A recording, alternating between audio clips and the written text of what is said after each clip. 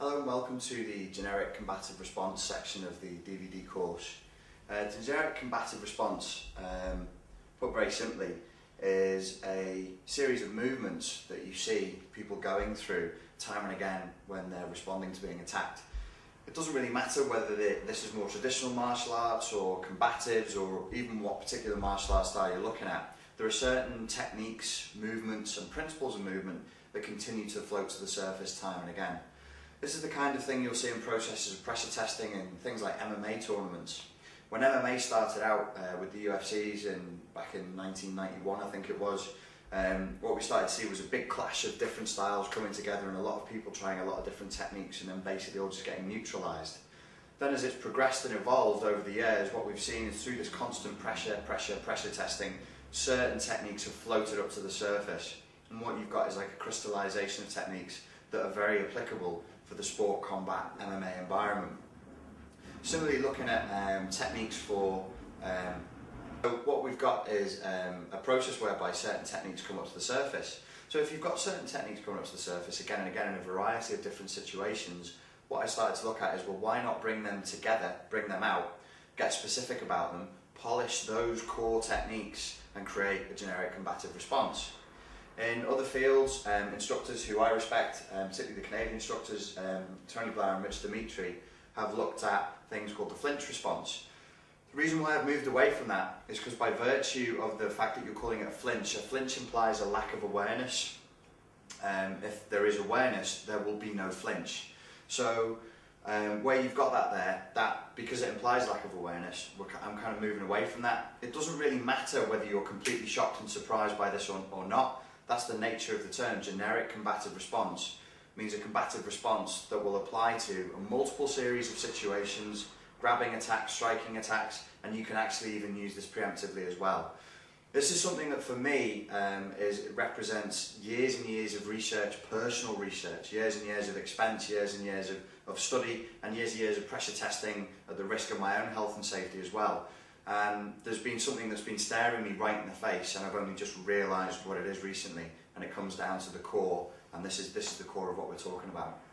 So, moving away from the notion of creating a flinch, the whole notion of the flinch response that other instructors talk about is that you are going to flinch when you're surprised.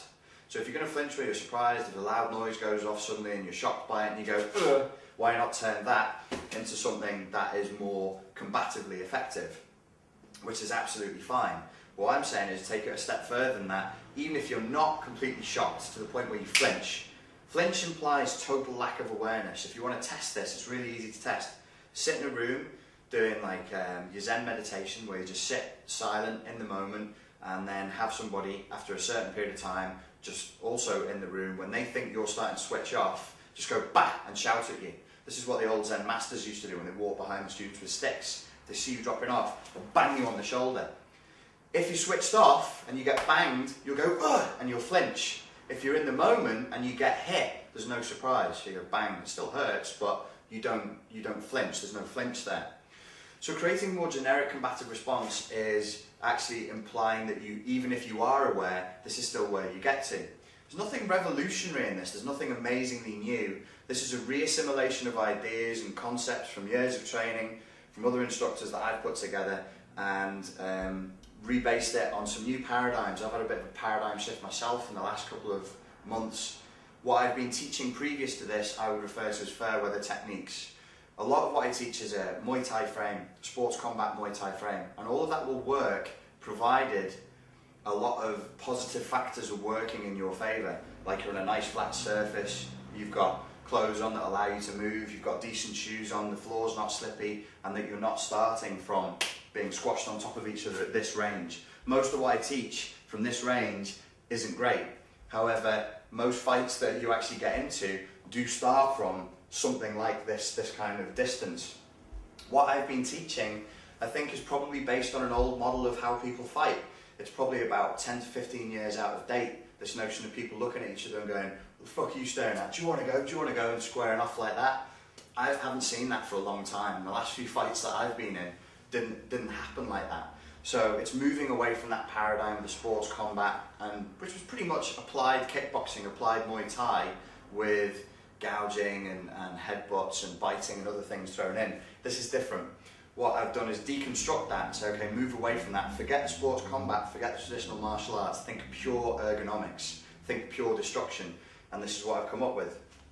It won't surprise you to see what the generic combative response looks like. If you're going to do anything that requires a degree of skill, you're going to look like you're in a similar stance. It's the application and the intention that counts.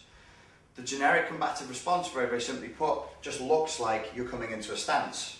Your feet spread, your knees bend, you come up on your toes a little bit, your spine curves, your shoulders raise, your chin comes down, and your hands start to come up.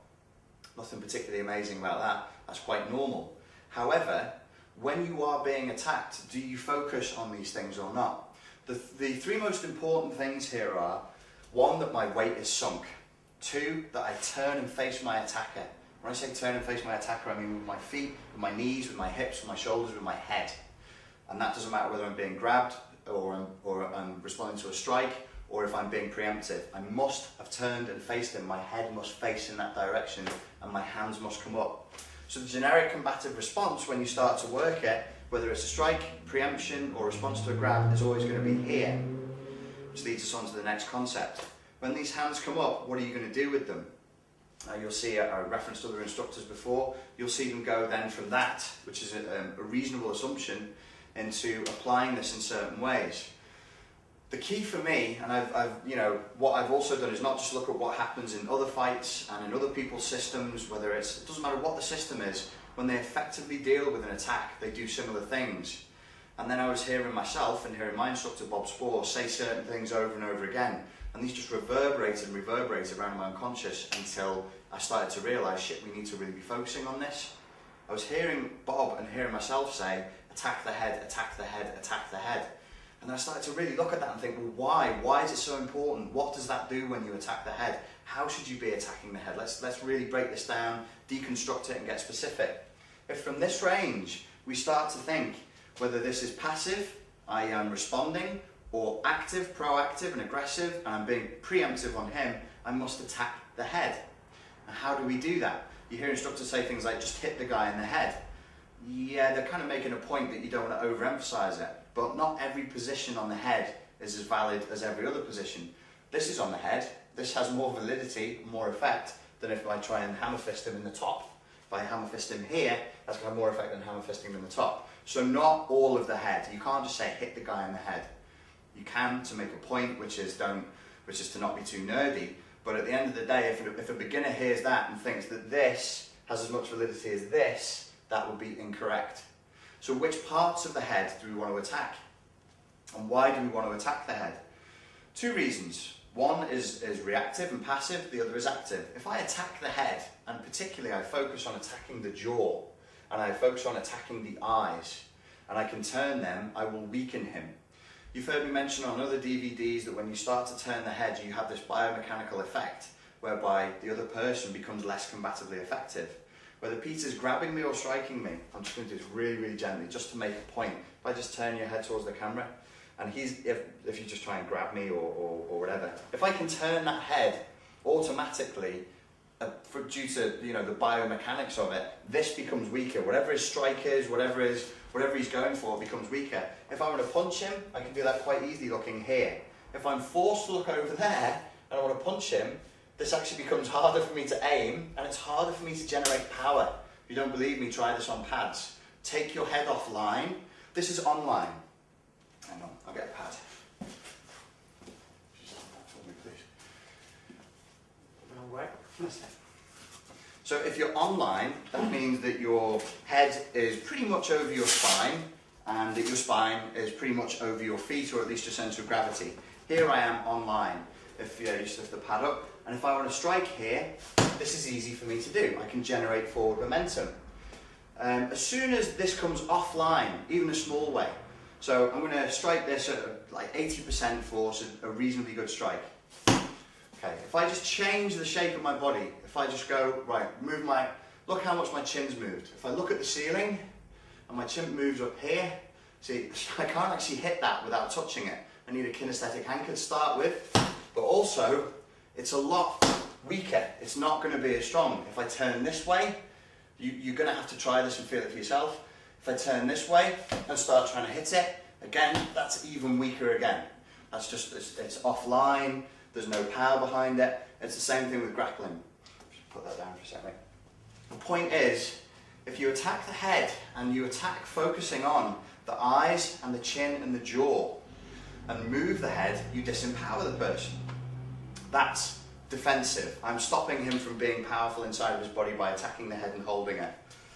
Aggressively, if I attack the head and I attack the eyes, when I'm saying attacking the eyes, you will see me in a moment showing you techniques where the hand comes over the face and there are some incidental strikes and there's incidental clawing into the eyes. Do not get confused. The main priority here is not to attack the soft tissue of the face, to attack the eyes, the soft tissue of the nose, the lips, the ears. If that happens, it's secondary. I want biomechanical effect. I want biomechanical effect on his skeletal and muscular structure. Pain compliance is not enough. So where you've seen me in the past teach eye gouging, ripping into the skin, bites, it's not enough. It doesn't account for the guy being high, the guy being really, really drunk or really, really angry. It's not good enough. It's a fair weather technique. The fair weather techniques, if it works, if like slapping the guy in the ear and giving him a sore ear or hitting him in the eye drops him, and you know that wasn't a particularly dangerous situation that you were in the first place. It's not particularly valid anyway. So you actually want to cause more of an effect. And the way to guarantee that is by stepping in and attacking the face. So when you see me attacking up into the face, I'm sorry, I'm not actually attacking the face, I'm attacking the head. If I seem to be attacking the face here, the soft tissue, it's only to try and generate a flinch response where he would turn away. And by turning his face away from me running in here, if that's one of the things I was going to do, then it's to turn that head. This must immediately be followed by striking and pushing up and into the chin, into the jaw in this region here and taking that offline. It must be followed by that.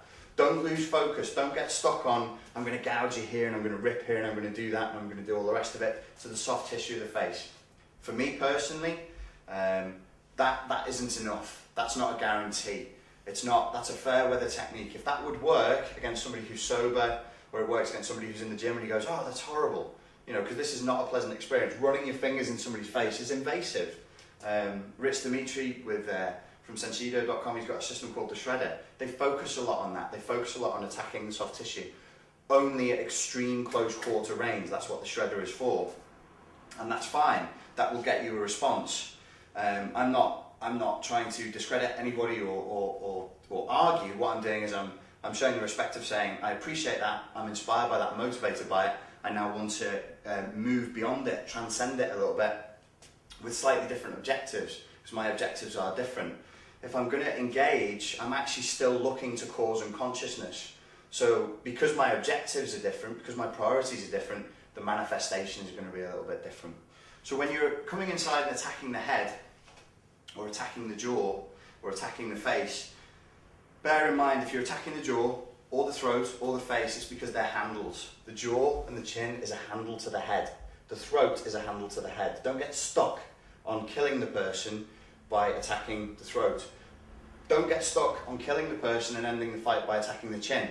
Now I've taught that previously, and I now think that was wrong, to actually make people overemphasize this thing of attacking the chin and hoping to make the fight end there.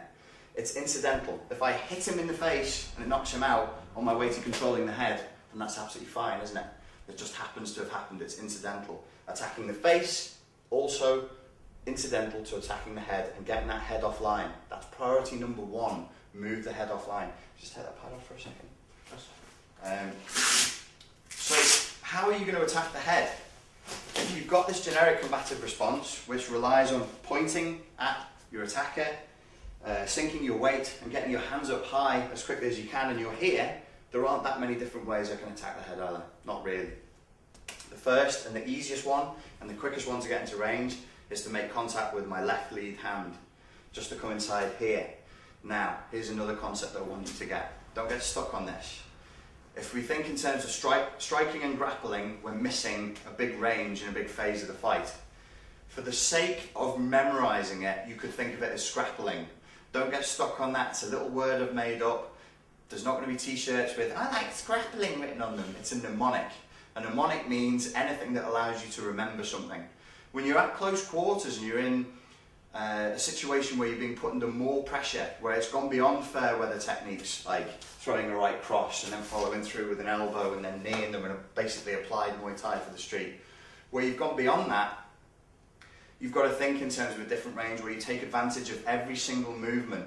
I might not get the chance to go bang and then bang and then bang with these strikes that rely on retraction and torque and movement. Might not happen like that. Last couple of fights I was in, it was much more scrabbly than that, because we were walking into each other, running into each other, and you know, there was a lack of sense of knowing where I was, what was going on. My proprioception was fucked because I've been drinking. But let's face it, if you live in the UK or America and you're going to get into a fight, it's probably going to be at night. It's probably going to be something to do with an environment where there's either drugs or alcohol being consumed. Usually, for most of us, unless you're law enforcement or you're a bouncer or you work as a bodyguard or some kind of security sort of field, that's where you're going to get it. So think about this range, and a way of remembering it, you could think of it as scrappling, which is neither striking nor grappling. I'm coming in here and I'm hitting, and then from here I'm either pushing this way or I'm rolling around the eyes and then getting hold of the back of the neck so that I can then come back with the rear hand, bang. But this is one of the easiest things you could do, is just step inside and touch with your lead hand. Just all I'm thinking of is touching the face. And what starts to happen is, as the guy moves forward, he lends power. He lends power to it. Here's another cute little mnemonic. Don't get stuck on the mnemonics. These will not be on a t-shirt anywhere. It's between a push and a strike. So let's call it a pike, which happens to be quite handy, because in Old English battlefield tactics, we used to go out on the battlefield with big pikes, big long, 18-foot things, and then just stand there. There was no kung fu with a pike. You wouldn't stand there going, wah, with your pike, because it's too fucking long and too heavy. You'd stand in a massive row of men, and you'd all stand back to back, and then you just basically just hold it up. And it's mainly an anti-cavalry tactic. And if they choose to come towards you, they ride onto the spikes or the blades at the end of the pikes. It's not really about attacking, it's about letting the person walk onto it. So you can think of this as a pike. It's neither a push nor a strike. Don't get stuck on it, it's just a mnemonic. So you're coming in here and you're letting him walk onto that as much as you're firing it in. The reason for this is, if you think too much in terms of trying to strike the person when you're in an environment where there's really no range, you haven't got the range, the floor's slippy, you've got bad shoes on, you're not wearing clothing that is suitable for boxing routines, that's not always going to work. You might very well end up, if I'm piking from this range, what I might end up doing is pushing myself off him to here, but we're both going at the same time. So it becomes a more multifunctional, much more organic, much more holistic thing to be able to do. And you're not just thinking, that's a palm strike, or this is a palm strike. And then in my mind, it's splitting, it's going 1 and 2 and 3. It's not like that. You're striking and then you're pushing through. You're maintaining control. Thinking in terms of pushing that head offline. When I say push the head offline, if I may, it could be up, it could be this way, or it can start to take it down and round. There's not a million and one things you can do, or you can try and make him look behind himself. There's not a million and one things you can do with the head. All of these are powerful if you can get to that range. There's a way of using this that's a really nice defensive tactic off the lead hand against a punch. If the piece was to throw a right, if I come up and inside here, I can focus on attacking the head. Basically it bounces off. What I did there wasn't block and strike. It was, I want his head. I want his head. Think that. I'm taking his fucking head. And come what may, I'm getting that. If you go again, and I'm just inside. With the lead hand, with the rear hand, doesn't matter, you just get inside that range. So, when you're doing that, you want it to have two factors. If you come here, and you just do this, that punch can still slip over the top. But if you get used to taking the head here, raising that elbow, the punch starts to slip up here. So come inside, sink this, you're stepping forward. Sink your chin into your shoulder, step forward. If you raise up there, that's kind of like a bong sao or a combative cover. But what we're doing is this, because we're taking the head. So you want that to come inside. When you're using it like this, there are two things that are important. One is the intention. It's got to come from heart. It's like, he's attacking me. I want his head. I want it. I'm having it. I'm going to steal his head.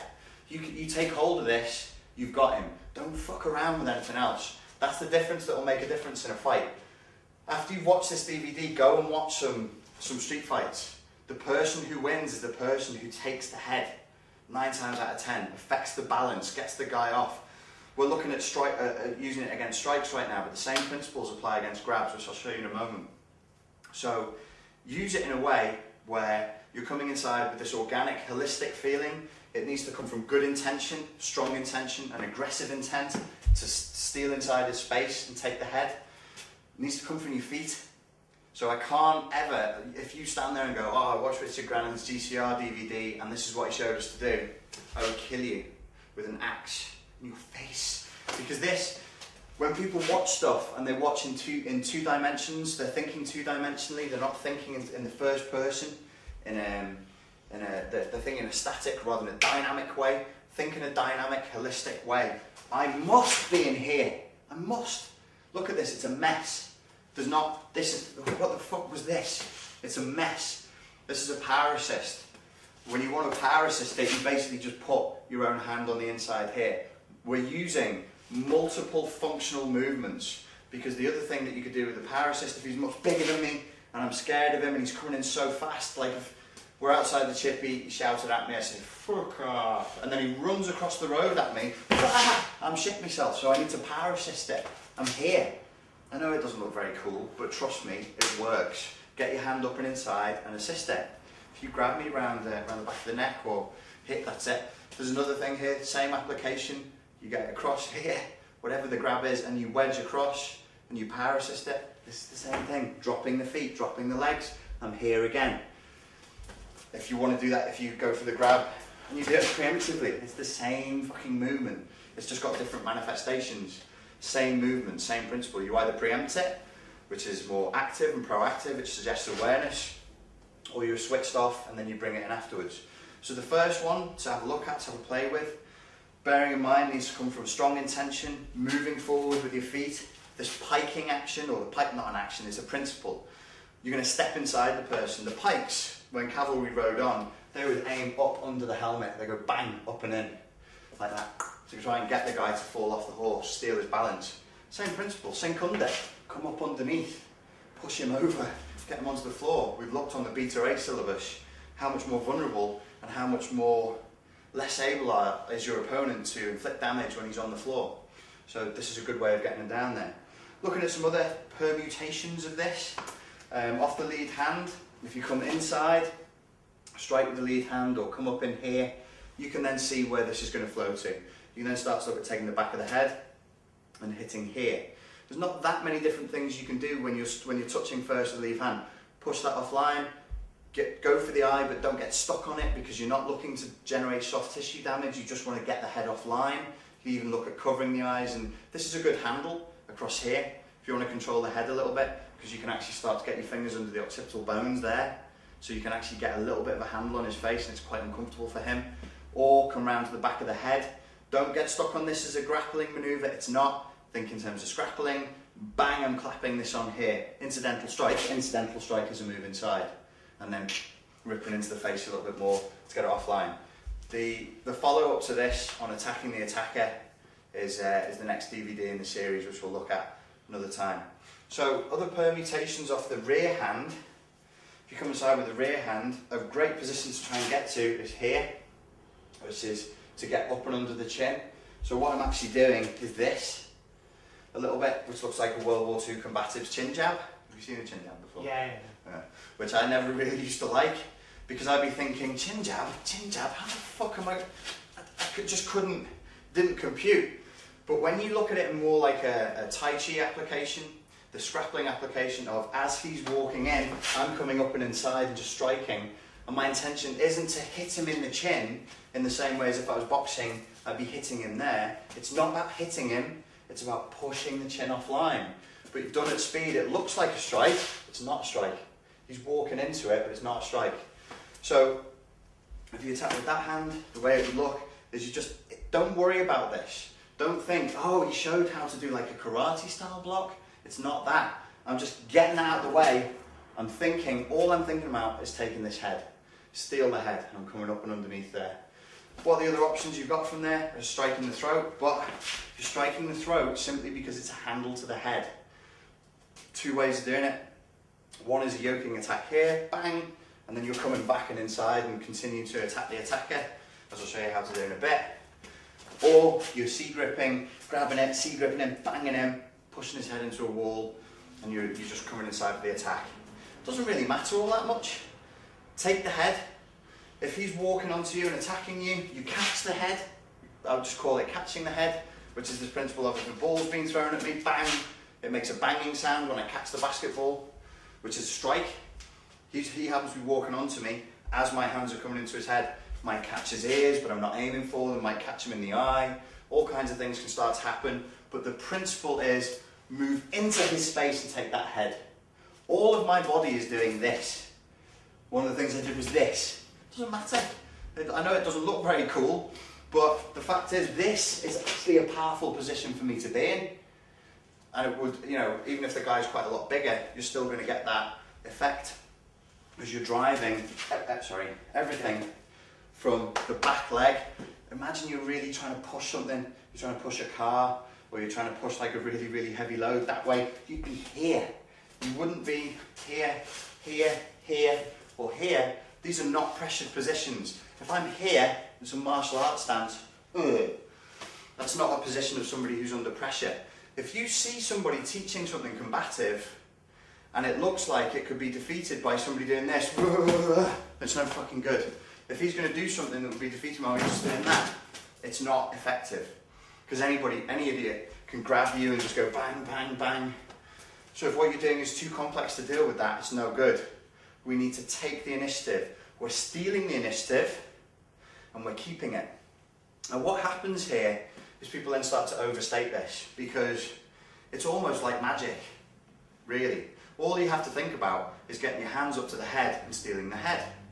And there's this magical effect. And some people train this in different styles as though as soon as you're taking the head, the person just dies, which isn't true. If I steal his head, I need to do something with this or he's going to be recovering quickly. So I need to take it.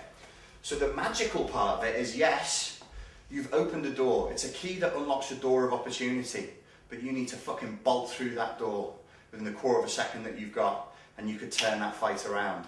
But don't overstate the usefulness of this. You've got to make this work. It gives you a fraction of a second of opportunity to capitalize on. So you know what it is, you know a little bit about how to use it, you know how to use it passively.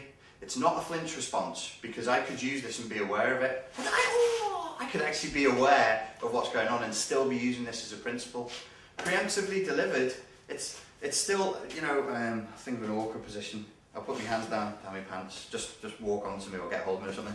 So imagine that we're still at conversational range because people who are being idiots when they're drunk might do this kind of thing to you, and I still want to hit them preemptively. It's still hands to the head, just grab me again like you were, no, it's weird. Imagine going, fucking hell lad, this is a bit out of order, isn't it? It's the same principle, banging into the head. It's not a strike anymore. Don't think in terms of, oh, I need my range to get a strike. Get your hands to his head. From here, where were we? My hands are in my back pockets, you're here. Bang, we're up and in here. This moves. I am now turning to face him. I now need to be turning in here and getting these hands up to his head. This will cause him to disengage. I then need to attack him in a certain way, which we'll look at in the Attacking the Attacker DVD. But that's the basic generic combative response for you. Thank you.